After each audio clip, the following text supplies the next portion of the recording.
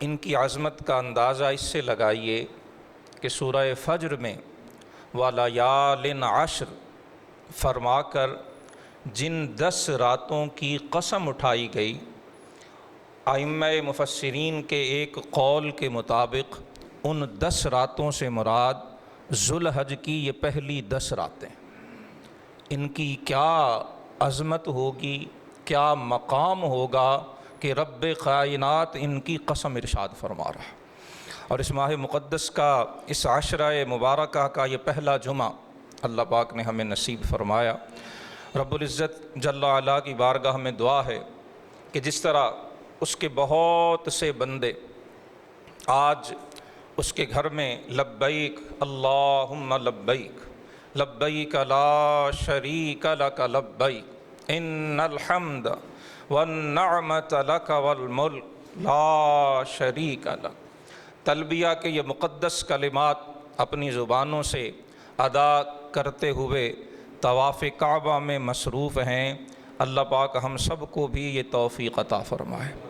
اس کریم کی بارگاہ میں کچھ بھی ناممکن نہیں ہے۔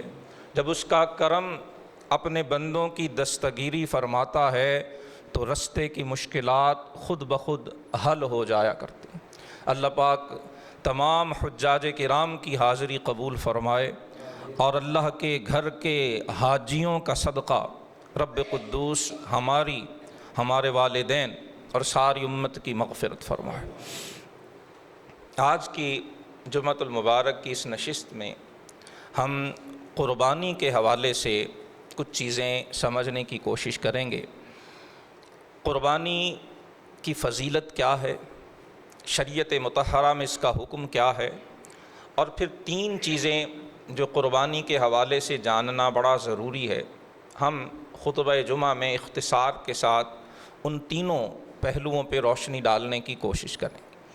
ایک پہلو کہ قربانی کس پر واجب ہوتی ہے، دوسرا پہلو کن جانوروں کی قربانی کی جا سکتی ہے، اور تیسرا پہلو کہ قربانی کا وقت کیا ہے، کن ایام میں یہ قربانی ہو سکتی ہے۔ جہاں تک فضیلت کا ذکر ہے، سورہ کوثر کی تلاوت ہم نے خطبہ میں سنی۔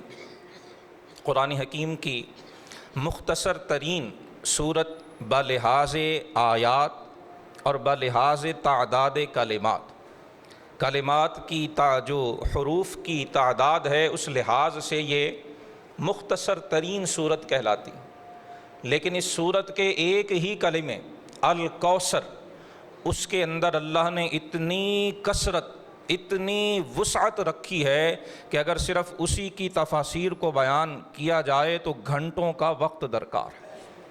یہ رسول اللہ صلی اللہ علیہ وآلہ وسلم کی بڑی خوبصورت تعریف بھی ہے۔ حضور کی شان، عظمت اور بارگاہ الہی میں جو مقام رفیع ہے اس کا اظہار بھی اس سورہ مبارکہ سے ہوتا ہے۔ اور قربانی کی برکت کیا ہوتی ہے، قربانی کرنے کے انسان کو فوائد، ثمرات کیا نصیب ہوتے ہیں، اس سورہ مبارکہ میں بڑے اختصار سے اس کی طرف بھی اشارہ کیا گیا۔ اس سورہ مبارکہ کے حوالے سے ہم پہلے گفتگو کر چکے ہیں۔ تقریباً ہر مسلمان جانتا ہے کہ اس کا شان نزول کیا ہے۔ رسول اللہ صلی اللہ علیہ وآلہ وسلم کے صاحبزادے کا وصال ہوتا ہے۔ مشرکین خصوصاً ولید بن مغیرہ رسول اللہ صلی اللہ علیہ وسلم کے لیے ابتر کا کلمہ بولتا ہے۔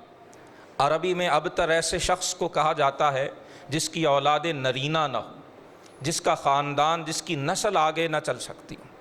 اللہ کے حبیب علیہ الصلوۃ والسلام کے قلب انور پر صاحبزادے کے وصال، وفات کا بھی دکھ ہے، ادھر دشمن اور جو مخالفین ہیں وہ اپنی زبانوں سے آپ کو اذیت اور تکلیف دے رہے ہیں۔ اللہ پاک ان کے جواب میں سورہ کوثر نازل فرما رہا ہے، انا اعطیناک الکوثر، اے حبیب صلی اللہ علیہ وسلم بے شک ہم نے آپ کو الکوثر عطا فرمایا۔ مکی زمانہ ہے اس سورہ مبارکہ کے نزول کا، ہجرت سے قبل، جو رسول اللہ کی حیات طیبہ میں سخت ترین ایام تھے۔ مسلمانوں کی، صحابہ کی تعداد انگلیوں پہ گنی جا سکتی تھی۔ آپ کی تائید کرنے والے بہت تھوڑے تھے، حمایت کرنے والے جو ظاہری لوگ تھے ان کی تعداد بہت محدود تھی، اور مخالفین، معاندین اور آپ صلی اللہ علیہ وسلم سے جو دشمنی رکھنے والے تھے ان کی تعداد بہت زیادہ تھی۔ طاقت بھی ان کے پاس تھی، اقتدار بھی ان کے ہاتھوں میں تھا، اختیار بھی ان کے پاس تھا، مکہ پہ ظاہری قابو اور کنٹرول بھی ان کی تھا، یہاں تک کہ بیت اللہ بھی انہی کے کنٹرول میں تھا۔ اللہ کے رسول تو چھپ کر نمازیں ادا کرتے تھے۔ اسی کیفیت میں، اسی بیت اللہ کے صحن میں بیٹھ کر، اسی بیت اللہ کے دروازے سے نکلتے ہوئے حضور آ رہے ہیں، ولید بن مغیرہ نکل رہا ہے۔ اللہ کے حبیب علیہ الصلوۃ والسلام کو دیکھ کر یہ جملہ اس نے بولا، اور قربان جائیے کیا فرمایا اللہ نے، انا اعطیناک الکوثر۔ اے محبوب، یہ حالات تو بڑے عارضی ہیں، یہ ہمیشہ رہنے والے تو نہیں۔ ولید بن مغیرہ صرف آج کی حالت دیکھ رہا ہے، اس کی ظاہری نظر صرف آج کے موجودہ زمانے کو دیکھ رہی ہے، اور ہماری نگاہ قدرت مستقبل میں آنے والے زمانوں کو دیکھ رہی ہے۔ انا اعطیناک الکوثر، محبوب آپ ان کے طعنے، ان کے طنز اور ان کی اذیت والی باتیں، آپ ان کا کسی قسم کا بوجھ اپنے دل پہ محسوس ہی نہ کریں۔ ہم نے، رب کائنات نے آپ کو الکوثر عطا فرما دیا۔ اب مفسرین فرماتے اس الکوثر میں ہر خیر، دین کی، دنیا کی، آخرت کی، ساری کی ساری خیر اس کلمہ الکوثر میں شامل ہے۔ فصلی لربک وانحر، قربانی کرنے سے کیا ہوتا ہے؟ مفسرین نے لکھا ہے کہ ان دونوں آیات میں آخر ربط کیا ہے، تعلق کیا ہے؟ پہلی آیت میں اللہ پاک نے اپنی قدرت کا اپنے محبوب پر اپنے بے پایاں فضل و کرم کا اظہار فرمایا کہ ہم نے آپ کو الکوثر عطا فرما دی، جس میں دنیا اور آخرت کی ساری بھلائیاں آ گئیں۔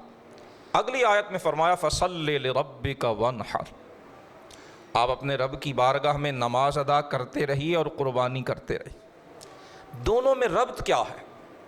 مفسرین فرماتے ہیں ربط یہ ہے کہ نماز کا تسلسل اور قربانی کا تسلسل اللہ کی نعمتوں کو موجود رکھنے کا ذریعہ بنا کرتا ہے۔ جو صاحب نعمت، جسے اللہ نے نعمت بخشی ہے، جسے اللہ نے دنیا میں آسانی، سہولت، صحت، زندگی اور رزق حلال وافر و وسیع عطا فرمایا، جب وہ اپنی پیشانی اپنے مولا کے حضور جھکائے رکھتا، اور جب وہ ان ایام کے آنے پہ اپنی قربانی ادا کرتا رہتا ہے، فرمایا یہ قربانیاں اور یہ نماز ان نعمتوں کے تسلسل کا ذریعہ بنے گا۔ انا اعطیناک الکوثر، حبیب ہم نے آپ کو خیر کثیر عطا فرما دیا۔ اب آپ نے اس کے جواب میں کیا کرنا ہے؟ فصلی لربک، لفظی معنی کیا جائے تو معنی ہوگا کہ آپ اپنے رب کے لیے نماز پڑھیے۔ مفسرین فرماتے یہ معنی یہاں پر اس کے مطابق سمجھ نہیں آتا کہ حضور تو نماز پہلے بھی پڑھتے تھے، پھر دوبارہ فصلی لربک آپ نماز پڑھیے، اس کا کیا معنی؟ اسی لیے مفسرین نے اس کی تفسیر کی ہے دم علی الصلاۃ، حضور آپ نماز پڑھتے ہیں، اس فعل صلاۃ کو جاری رکھنا ہے، اسے ترک نہیں فرمانا ہے۔ نماز کی ادائیگی پہ استقامت، اس کی ادائیگی پہ مداومت، ہمیشگی اور پابندی، اس کو آپ نے جاری و ساری رکھنا۔ وانحر، اور قربانی پیش کیجیے۔ مفسرین فرماتے ہیں اس آیت سے پتہ چلتا ہے کہ اللہ نے جسے نعمت بخشی ہو وہ نماز کی پابندی کرے، وہ قربانی دے، اللہ اس کی نعمتوں کو ہمیشگی عطا فرما دیتا۔ اسی مضمون کو ایک عربی محاورے میں بھی ذکر کیا جاتا ہے کہ الشکر قید للموجود و صید للمفقود۔ شکر کی، یاد رکھیں، نماز اور قربانی یہ دونوں اظہار شکر کے طریقے ہیں۔ ایک ہے شکر صرف زبان سے، یقیناً زبان سے شکر ادا کرنا یہ بھی سعادت ہے، لیکن شکر صرف زبان سے ادا کیا جانے والا عمل نہیں ہے، یہ زبانی اور قولی اظہار کے ساتھ ساتھ یہ عملی دلیل بھی مانگتا ہے۔ نماز پنجگانہ کے لیے بارگاہ الہی میں، خانہ خدا میں حاضر ہونا، یہ اس شکر کی ادائیگی کا ایک خوبصورت طریقہ ہے۔ اور سال کے بعد ان ایام کے اندر قربانیاں، اپنے محبوب ترین جانور، اپنے جو ہے وہ پیارے ترین جانور راہ خدا میں قربان کرنا، یہ بھی شکر کی ایک خوبصورت صورت ہے، ایک خوبصورت اظہار ہے شکر کا۔ اور عربی میں کہا جاتا ہے کہ جو شکر ہے قید للموجود، جو اللہ کی نعمتیں ہمارے پاس ہوتی ہیں، جب ہم شکر ادا کرتے ہیں، نماز پڑھ کر، قربانیاں کر کے، تو جو موجود نعمتیں ہیں شکر ان کو جکڑ لیتا ہے۔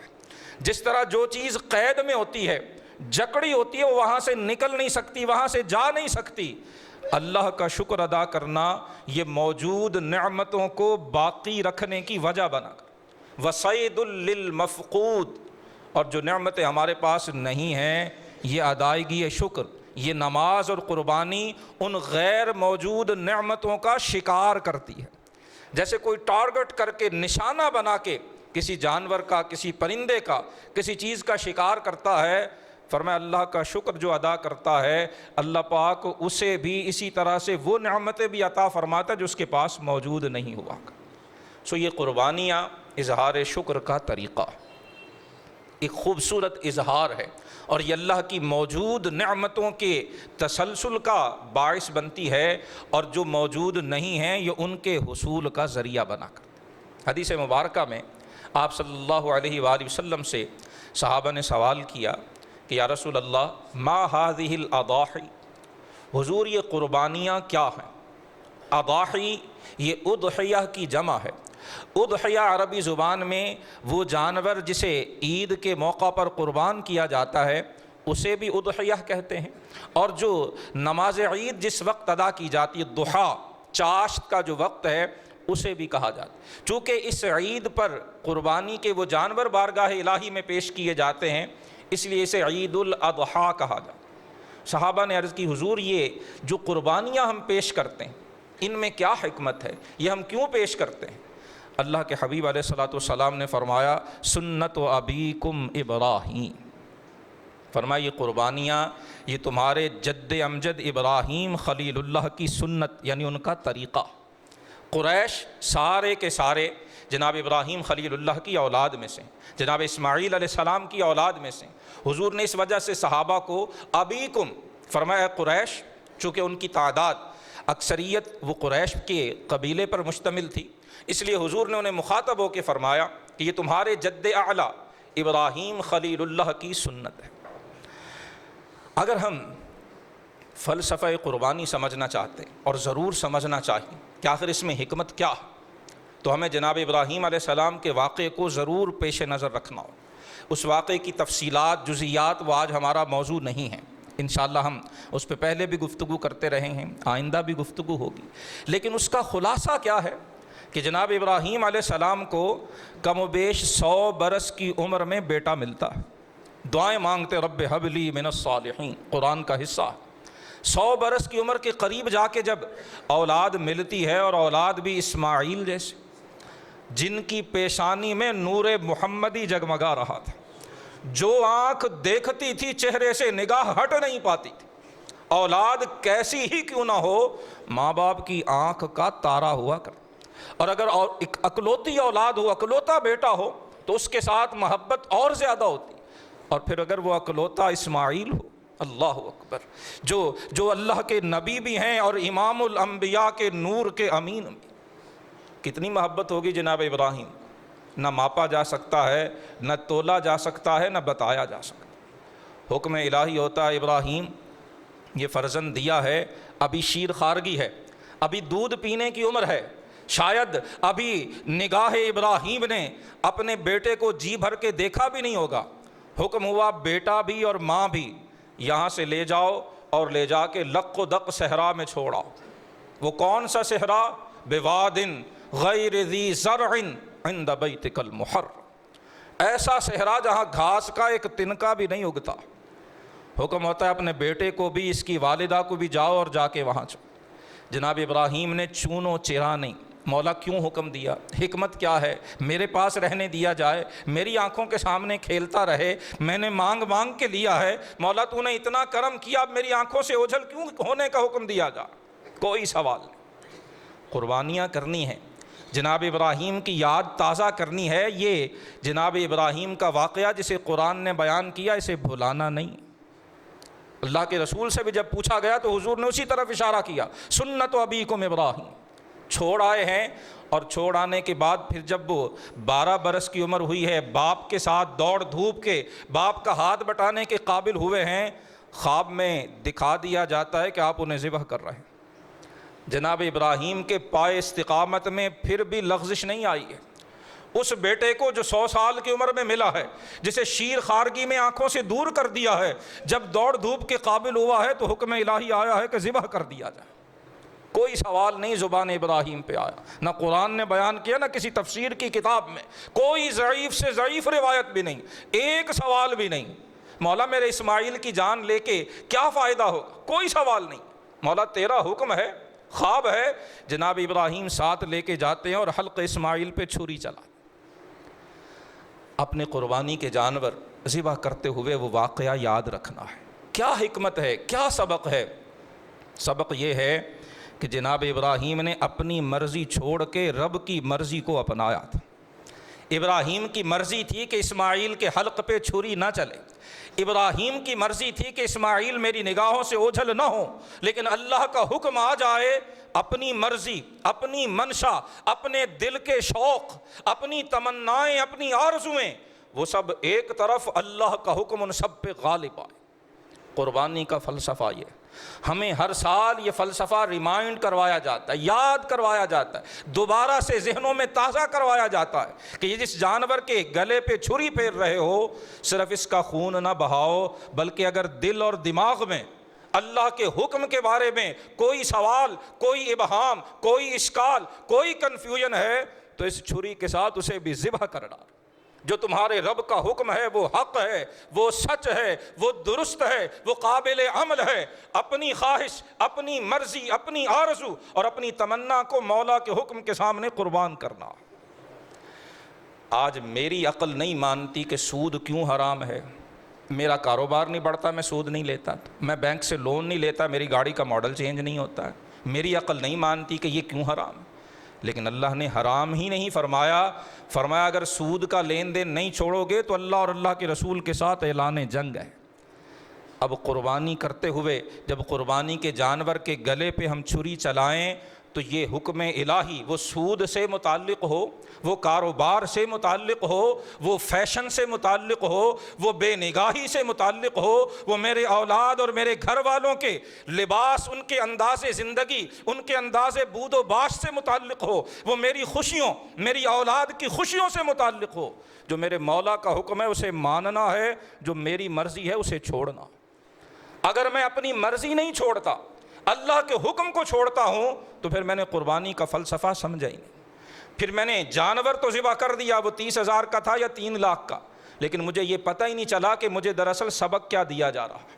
اگر میں نے سودی لین دین کو ترک نہیں کیا، اگر میں نے اپنی زبان کو جھوٹ سے نہیں روکا ہے، اگر میں نے بدعہدی نہیں چھوڑی ہے، اگر میں نے خیانت نہیں چھوڑی ہے، اگر میں نے امانت کو جو ہے وہ ہضم کرنا نہیں چھوڑا ہے، ہاں اگر مجھے وراثت کے باب میں اللہ کے حکم ماننے کی توفیق نہیں ہوئی ہے تو پھر میں نے قربانی کا فلسفہ سمجھا ہی نہیں۔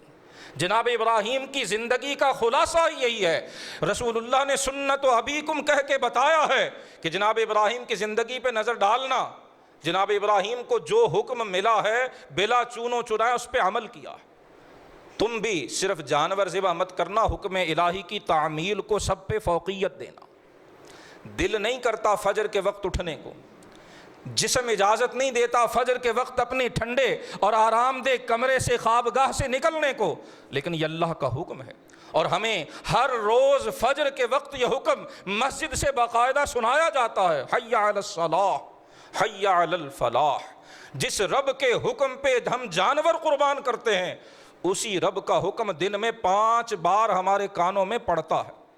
اگر حکم الہی سن کر میں فجر کے وقت اپنے بستر سے اٹھ کے مسجد نہیں آ پاتا تو پھر یاد رکھیے میں نے قربانی کا مقصد سمجھا ہی نہیں۔ سنت و ابیکم ابراہیم، تمہاری نیند ہو، تمہاری مرضی ہو، تمہارا کاروبار ہو، تمہارا گھر ہو، تمہارا دفتر ہو، تمہارا تعلیمی ادارہ ہو، تمہارا بازار ہو یا تمہاری مسجد ہو، جو اللہ کا حکم ہے اس پہ عمل ہوگا، جو میری مرضی ہے اسے پیچھے کیا جائے گا، جو میری خواہش ہے اسے پیچھے کیا جائے گا اور حکم الہی کو غالب رکھا جائے گا۔ یہ قربانی کا فلسفہ۔ کاش آج قربانیاں کرتے ہوئے ہم اس فلسفے کو بھی سمجھ سکیں۔ حضور فرماتے سنت و ابیکم ابراہیم، یہ تمہارے جد امجد ابراہیم علیہ السلام کا طریقہ۔ صحابہ نے عرض کی وما لنا فیہا یا رسول اللہ، اے اللہ کے رسول ہم اگر قربانیاں کریں ہمیں اس سے کیا ملے گا؟ اللہ کے حبیب فرماتے بکل شعرۃ حسنہ، فرمایا اللہ پاک قربانی کے جانور کے ہر بال کے بدلے تمہیں ایک نیکی عطا فرما۔ صحابہ نے عرض کی یا رسول اللہ ومن الصوف، بال عموماً جیسے جو ہے وہ اونٹ ہوتا ہے اس پر بھی ہوتے ہیں، گائے اور بھینس وغیرہ ہے اس پر بھی بال ہوتے ہیں، بکری وغیرہ پر بھی بال ہوتے ہیں، اس کے مقابلے میں دمبا ہے، بھیڑ ہے، ان پر اون ہوا کرتی ہے، بعض اونٹوں پر بھی اون ہوتی ہے۔ صحابہ نے عرض کی یا رسول اللہ اون کے بارے میں اللہ پاک ہمیں کیا عطا فرمائے گا؟ حضور نے فرمایا بکل شعرۃ من الصوف حسنہ، عام بال موٹے ہوتے ہیں، اون کا بال بڑا باریک ہوتا ہے۔ صحابہ کرام اجر و ثواب کے معاملے میں بڑے ہی جو ہے وہ طلب کرنے والے تھے، اس کے چاہنے والے، اس کی خواہش رکھنے والے تھے۔ عرض کی حضور اون کے بارے میں اللہ پاک ہمیں کیا اجر عطا فرمائے گا؟ حضور نے فرمایا اون کے ہر بال کے بدلے میں بھی اللہ تمہیں ایک نیکی عطا فرمائے۔ اور ایک حدیث مبارکہ میں ارشاد فرمایا گیا کہ جو مسلمان اللہ کی رضا کے لیے خوش دلی کے ساتھ قربانی کرتا ہے، اس کی قربانی اس کے اور جہنم کے درمیان حجاب بن جائے گی۔ یہ قربانی اس کے جہنم میں جانے میں رکاوٹ بن جائے گی۔ اگر اس کے اعمال ہوئے اللہ پاک اس قربانی کی برکت سے اسے جہنم میں جانے سے محفوظ رکھے۔ اور ایک حدیث میں صحیح بخاری شریف میں اللہ کے حبیب علیہ الصلوۃ والسلام نے عید الاضحیٰ کے دن صحابہ سے مخاطب ہوتے ہوئے فرمایا کہ آج کے دن سب سے پہلے جو کام ہم کریں گے وہ نماز عید کی ادائیگی، اور نماز عید کی ادائیگی کے بعد آپ نے فرمایا پھر ہم قربانی اللہ کے حضور پیش کریں گے۔ جس نے ایسا کیا، فرمایا جس نے پہلے نماز عید پڑھی پھر قربانی کی، فقد اصاب السنہ او اصاب النسک او کما قال الرسول صلی اللہ علیہ وسلم، فرمایا جس نے پہلے نماز عید پڑھی پھر قربانی کی اس نے سنت کو پا لیا، اس کی قربانی درست ہے۔ اور جس نے اس کے برعکس کیا، نماز عید سے پہلے قربانی کر لی، تو فرمایا یہ گوشت ہے جو اس نے اپنے گھر والوں کے لیے تیار کیا ہے، اس کا قربانی سے کوئی تعلق نہیں، اسے قربانی کا ثواب نہیں ملے گا۔ حضرت ابو بردہ بن نیار رضی اللہ تعالیٰ عنہ، یہ ایک صحابی تھے، اور جو راوی حدیث ہیں حضرت براء بن عازب رضی اللہ تعالیٰ عنہ، وہ کہتے ہیں میرے ماموں تھے۔ حضرت ابو بردہ کا دیگر روایات میں تفصیل بیان ہوئی کہ حضرت ابو بردہ کے پڑوس میں ایک بڑا غریب خاندان رہتا تھا، ان کے پاس قربانی کی استطاعت نہیں تھی۔ حضرت ابو بردہ کہتے ہیں میرے جی میں آئی کہ جب لوگ عید کے بعد قربانیاں کریں گے، گوشت بنا کے کھائیں گے، یہ اور ان کے اہل و عیال، یہ بغیر قربانی کیوں گے؟ تو کیوں نہ میں نماز عید سے پہلے، مسئلہ ان کے علم میں نہیں تھا، میں پہلے ہی گوشت بنا کے ان کے گھر بھجوا دوں تاکہ جب باقی گھروں میں گوشت پکے تو ان کے ہاں بھی گوشت پکے۔ یہ بڑی پیاری بات ہے اور یہ یاد رکھی جانے والی بات ہے۔ یہ عید جو آ رہی ہے اللہ تعالیٰ سب کے لیے خیر کا باعث فرمائے۔ مہنگائی کا جو ایک طوفان بلاخیز اللہ معاف فرمائے پورے ملک میں ہے، بہت سے لوگ جو پچھلے سال قربانی کرتے تھے اس سال شاید استطاعت نہ رکھتے، جو کرنے والے ہیں تھوڑا سا دائیں بائیں ضرور نگاہ ڈالیے، اپنے گھر میں قربانی اپنے خاندان میں ضرور دیکھیے، اور اگر کوئی ایسا گھر ہے پورے احترام کے ساتھ پوری محبت کے ساتھ کوشش کریں ان گھروں تک قربانی کا گوشت پہنچے جو اس سال قربانی نہیں کر پا رہے۔ اصل قربانی یہ، ہمارا ڈیپ فریزر اگر خالی رہ بھی جائے تو کوئی حرج نہیں ہے، لیکن اگر ان گھروں میں یہ گوشت پہنچ گیا تو یقین کیجئے یہ قربانی کی قبولیت کا ذریعہ بن جائے۔ حضرت ابو بردہ بن نیار کھڑے ہو گئے، یا رسول اللہ صلی اللہ علیہ وسلم، حضور میں نے تو نماز عید کے لیے آنے سے پہلے قربانی کر دی تھی، اور وجہ بتا دی کہ میرے پڑوس میں ایک ایسی فیملی خاندان تھا، میں ان تک گوشت پہنچانا چاہتا تھا۔ اللہ کے حبیب علیہ الصلوۃ والسلام نے فرمایا وہ جانور ہے جو تم نے ذبح کیا تمہاری قربانی نہیں ہوئی۔ انہوں نے عرض کی یا رسول اللہ میرے پاس 6 ماہ کی ایک بھیڑ کا بچہ ہے، کیا وہ قربانی کے لیے جائز ہو سکتا ہے؟ رسول اللہ صلی اللہ علیہ وسلم نے فرمایا تمہارے لیے جائز ہے، تمہارے بعد کسی کے لیے جائز نہیں۔ چونکہ ان کی نیت اچھی تھی، اچھی نیت سے کیا، اللہ کے رسول صلی اللہ علیہ وآلہ وسلم جنہیں اللہ پاک نے یحل لہم الطیبات کا اختیار دے کر مبعوث فرمایا کہ حضور پاکیزہ چیزوں کو حلال فرماتے ہیں۔ بخاری کی روایت میں حضور نے حضرت ابو بردہ سے فرمایا کہ تمہارے لیے وہ 6 ماہ کا بکری کا بچہ جائز ہے، تمہارے سوا کسی کے لیے جائز نہیں۔ پھر انہوں نے وہی قربانی میں پیش کیا۔ تو یہ قربانی کی فضیلت ہے۔ جو اہم بات سمجھنے والی کہ قربانی کس پر واجب ہے، حدیث مبارکہ میں فرمایا گیا کہ جس کے پاس وسعت ہو اور وہ قربانی نہ کرے تو فرمایا وہ ہماری عیدگاہ کے قریب بھی نہ آئے۔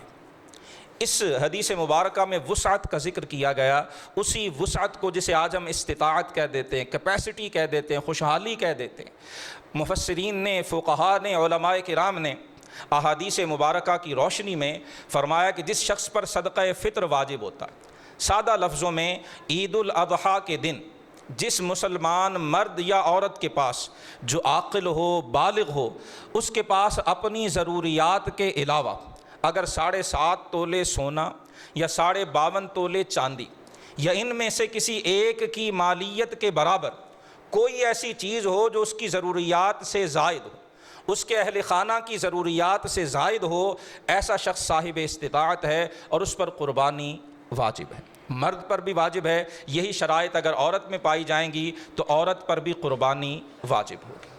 قربانی کے وجوب کے لیے جیسے عرض کی، عاقل ہونا، بالغ ہونا اور صاحب استطاعت ہونا یہ فرض ہے، صرف لازم ہے، یہ شرط ہے۔ اپنی طرف سے قربانی کرنا یہ واجب ہے، اپنی اولاد، ماں باپ یا کسی دوسرے کی طرف سے قربانی کرنا واجب نہیں ہے۔ لیکن اگر اللہ پاک نے استطاعت دی ہو، دوسرا اگر بھلے وہ صاحب استطاعت نہ بھی ہو، اس کی طرف سے ہم کرنا چاہیں تو ہم ایسا کر سکتے ہیں، اور اگر کوئی دوسرا صاحب استطاعت ہے، ہم اس کی طرف سے قربانی کرنا چاہتے ہیں، جیسے ہمارے یہاں عموماً جوائنٹ فیملی ہے، مشترکہ خاندانی نظام ہے، اس میں ایک گھر میں ایک سے زائد لوگ بالغ ہوتے ہیں، صاحب استطاعت بھی ہوتے ہیں، گھر کا سربراہ سب کی طرف سے قربانیاں کرتا ہے، ان کی اجازت سے ان کو بتا کے اطلاع دے کر ایسا کیا جائے تو جائز ہے، اس میں کوئی حرج نہیں۔ حدیث مبارکہ میں کہ آپ علیہ الصلوۃ والسلام نے عید والے دن 2 مینڈھے جو سیاہ اور سفید رنگ جن کا مکس تھا، چتکبرے جن کو کہا جاتا ہے، خصی کیے ہوئے رسول اللہ صلی اللہ علیہ وسلم کی بارگاہ میں پیش کیے گئے، جن کے سینگ بھی تھے، حضور نے انہیں ذبح کیا اور اللہ کی بارگاہ میں عرض کی، اللہم تقبل من محمد و آل محمد و امت محمد، یا اللہ اسے محمد صلی اللہ علیہ وسلم کی طرف سے قبول فرما، میری آل کی طرف سے قبول فرما اور ساری امت کی طرف سے قبول فرما۔ قربانی جس طرح آپ علیہ الصلوۃ والسلام نے امت کی طرف سے فرمائی، سنن ترمذی کی روایت میں ہے، حضرت علی المرتضیٰ شیر خدا کرم اللہ وجہہ الکریم، آپ بھی 2 مینڈھے ذبح کیا کرتے تھے۔ کسی نے پوچھا تو آپ نے فرمایا کہ مجھے اللہ کے رسول نے حکم دیا تھا میں ایک قربانی اپنی طرف سے اور ایک اللہ کے رسول کی طرف سے کیا کروں۔ اگر استطاعت ہو، توفیق ہو تو ہمیں اللہ کے حبیب علیہ الصلوۃ والسلام کی طرف سے قربانی پیش کرنا چاہیے، ہو سکتا ہے اسی قربانی کا صدقہ اللہ ہماری قربانیوں کو بھی قبول فرمائے۔ لیکن اگر کسی کے پاس صرف ایک قربانی کی استطاعت ہے تو پھر جو اس پر لازم ہے، واجب ہے، اسی قربانی کو کرنا چاہیے۔ بعض لوگ ایسا کرتے ہیں کہ جی پچھلے سال والد صاحب کی طرف سے تھی، اس سال والدہ صاحبہ کی طرف سے، اگلے سال میری طرف سے، پھر بیگم کی طرف سے، یہ طریقہ درست نہیں ہے۔ جو صاحب استطاعت ہیں، گھر میں ایک ہے تو پھر ایک پر قربانی واجب ہوگی، ایک سے زیادہ لوگ اگر صاحب استطاعت ہیں تو سب پر الگ الگ قربانی واجب ہوگی، اس میں اپنی مرضی سے نہیں کر سکتے ہیں، شریعت مطہرہ نے اصول اور ضوابط طے فرما دی۔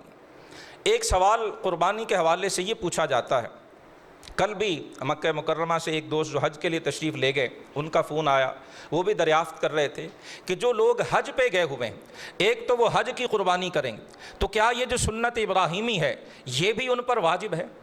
یاد رکھیں اس میں فقہاء نے وضاحت سے لکھا ہے کہ جو حج تمتع ہے، پاکستان سے جانے والے حاجی اکثر حج تمتع کرتے ہیں، جب ہم یہاں سے جاتے ہیں عمرے کا احرام باندھتے ہیں، وہاں جا کے عمرہ کر کے احرام کھول دیتے ہیں، پھر 8 ذوالحج کو یا 7 کو حج کا احرام باندھا جاتا ہے۔ جب ایک ہی سفر میں حج اور عمرہ دونوں کیے جائیں تو اسے حج تمتع کہا جاتا ہے۔ حج تمتع کرنے والے پر قربانی واجب ہے، جو وہاں حج کی قربانی، اور اگر وہ مسافر ہے، جیسے اکثر یہاں سے جانے والے ہوتے ہیں، مسافر پر یہ قربانی جو سنت ابراہیمی ہے، جو یہاں رہنے والے کرتے ہیں، یہ واجب نہیں ہے۔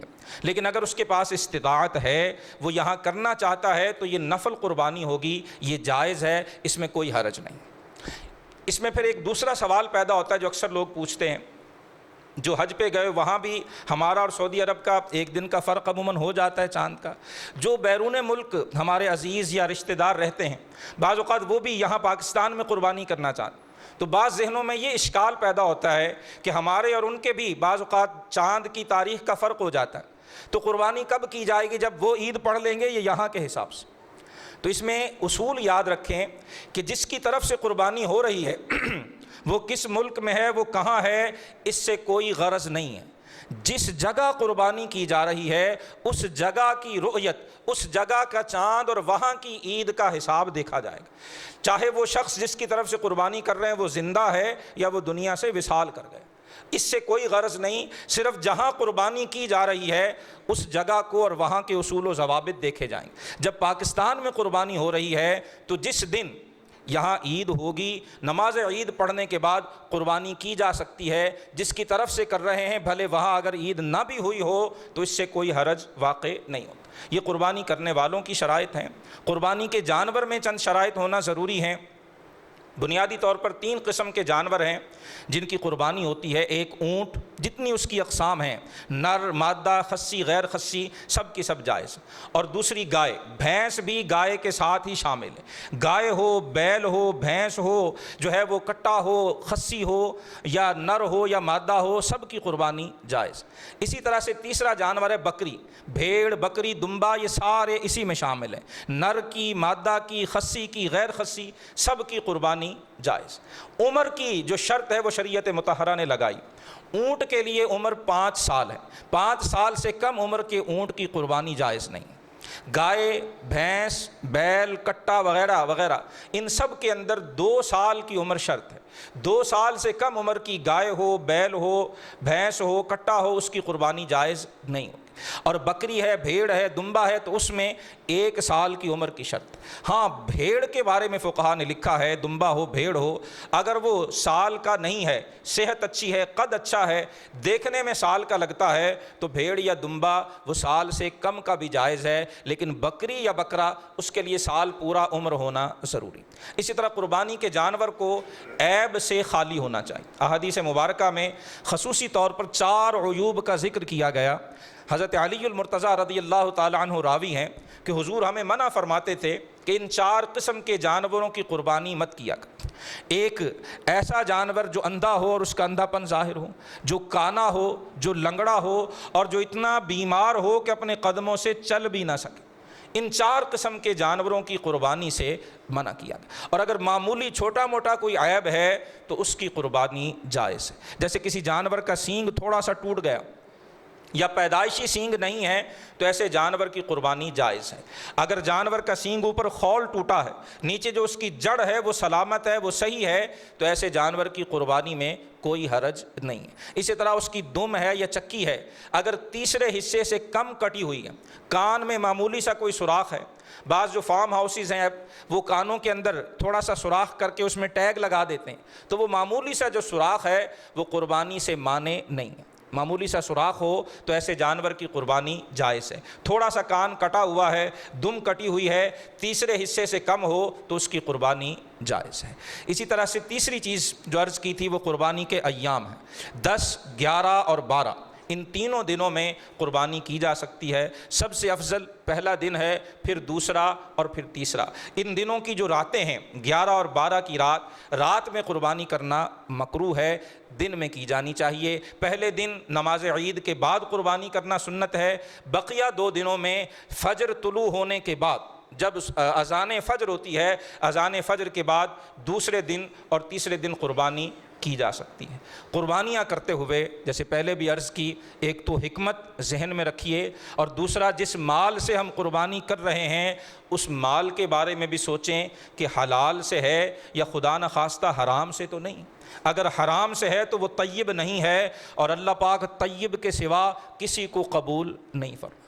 اور ایک تجویز آخر میں ضرور عرض کرنا چاہوں گا کہ جو احباب ماشاءاللہ زیادہ قربانیاں کرتے ہیں، اس سال حالات اتنے مشکل بنا دیے گئے ہیں، اگر وہ اپنی واجب قربانی ضرور کریں اور بقیہ قربانی کی جگہ اگر وہ راشن لے کر ان لوگوں کے گھروں تک پہنچائیں کہ جو حالات کی اور مہنگائی کی شدید لہر میں جن کے گھر میں کھانے پینے کی بنیادی اشیاء بھی موجود نہیں ہیں، تو وہ اللہ کی رضا کے لیے زیادہ بہتر ہوگا۔ لیکن یہ ذہن میں رکھیں کہ نفس بہکاتا ہے، ایسا نہ ہو کہ ہم قربانی بھی نہ کریں اور کسی کو راشن بھی نہ پہنچائیں۔ یہ نفس اور شیطان ہمیشہ انسان کو ورغلاتا رہتا ہے۔ واجب قربانی گھر میں جتنے افراد پر ہے وہ واجب ضرور کی جائے۔ نفل قربانی اگر اس کے ساتھ ساتھ ہم راشن کا اہتمام کریں تو ان شدید حالات میں یہ بہت سے لوگوں کے لیے فائدے کا باعث ہو سکتا ہے۔ اور قربانی کا اصل مقصد بھی دوسروں کو اپنی خوشیوں میں شریک کرنا ہے، دوسروں تک، غربا، فقراء اور اہل حاجت تک وہ چیز پہنچانا ہے جو عموماً انہیں میسر نہیں ہوتی۔